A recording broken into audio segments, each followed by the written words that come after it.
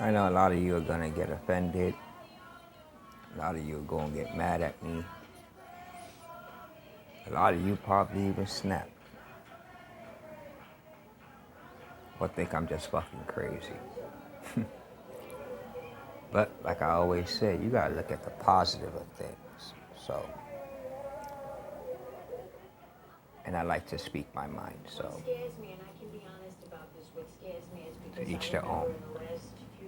But the reason for this video, I'm sitting here, I like watching Justice TV. And I'm watching people, men and women, who are locked up in prison. They're just releasing somebody right now as we speak. She's finally out after doing a few years bid.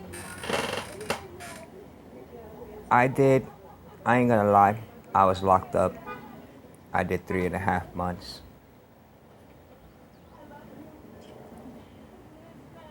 I don't know if y'all know the story, but for those who really know me, y'all know I didn't do nothing. The courts just, between the white officers who arrested me and the white judge, it went from my kid's mother assaulting me and I called 911 and she confessed I did nothing to stop her, to suddenly in front of the judge, I assaulted her. I'm the only one with a big bruise right here from her multiple punches. She doesn't even have a mark on her, but I got locked up. I had to do anger management, drug rehabilitation, and parenting classes. Did I learn anything from that? No. You only learn what you allow yourself to. So I just did it, pretended to care, and walked away with nothing. Actually, I walked away with 2 years probation and a suspended, everything released from my record, relinquished for completing the 2 years probation. Mind you, I did the 2 years probation while still smoking weed and still drinking. I ain't gonna tell you how I did that, and yeah, I did not use no quick flush. I'm just that good. All right. But my point, people complain, I see, oh, it's hard in jail, this and that. You gotta understand, a lot of people don't really care. Why they don't care about going to jail? When you got nothing to start with, what's to argue when you got suddenly nothing to free laundry, free food, free shelter, and somebody watching your back 24/7. That's the COs. In my case, I started, let's see, when I first came in, they put me in a bubble. The bubble is what we see on TV. That, it's just nothing but stairs, aisles of rooms, and they're watching you from one seat. And they come around looking in your rooms to make sure everything's okay in your room. I had one bunkie. At one point, it was a bunkie and a boat on the floor. A boat on the floor is a movable plastic container that you could put a mattress in and you lay on the floor. So it became, instead of 2 people in the room, it was 3. Then I landed in the pew. A pew is just a straight row of rooms on each side. Again, with bunkies. Within that pew, I got myself put into the mental ward because I didn't like my bunkie. I was about to fucking hurt my bunkie. Because the motherfucker kept thinking he could sing. And in a 9x13 cell, I couldn't put up with it anymore. The CEO caught what I was about to do to him, sent me to a psychiatrist in the prison, and they put me in suicide watch for 3 days. After those 3 days when they let me out, I went back to the same tier.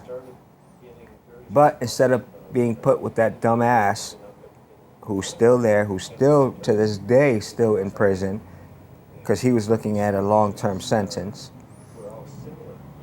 they put me in a cell by myself. No bunkies, no nothing. Just me, myself, and I. There is no extra bunk in there. The only thing they could put in my cell was a boat if they wanted. I landed with luck not even getting that.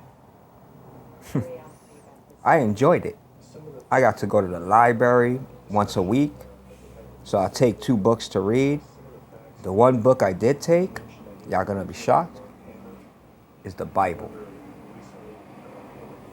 I read the Bible. That was my enjoyment. That's what coped me in prison.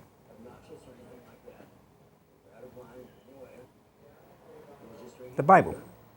I still got my recreation. I still got to go out, do what I wanted, play.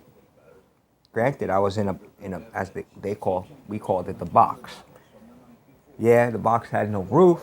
We could see the sun, enjoy the daylight, just like anybody else. This one little section we weren't allowed to walk up to because it was fenced. We could look right outside to the streets.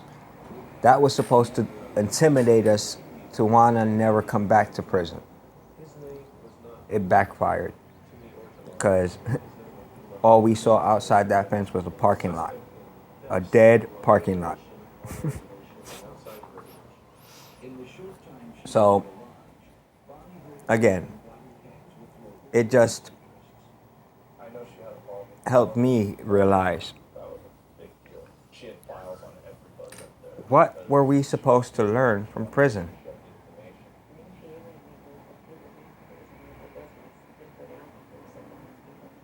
What, y'all want to babysit us for a few years or a little time?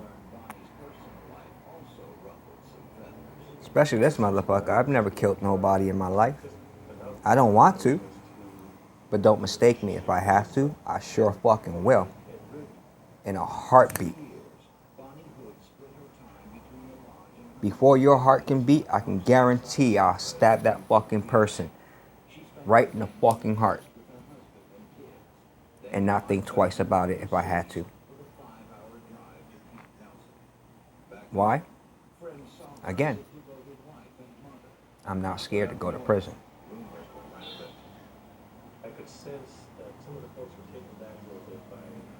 Do I want to go and just land in prison for the hell of it? No.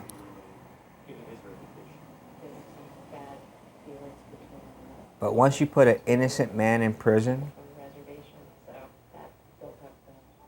like the government did to me in the state of Connecticut, they fucked up. They fucked up and made this guy sick in the head. That's why I understand and communicate with a lot of people. Yeah, there are people out there that say they're innocent, but they're fucking liars. They deserve to be in fucking prison. This one didn't deserve it, but now is out of there. I'm in a whole new ball game now. I'm in a world of my own. I've seen it all. So when I do say I've seen it all, I've seen it all. In and out of prison. So, think about it. And right now, since I ain't got a relationship, I ain't got nothing, what the fuck do I have to lose? Well, I said what I had to. Enjoy your day and stay blessed.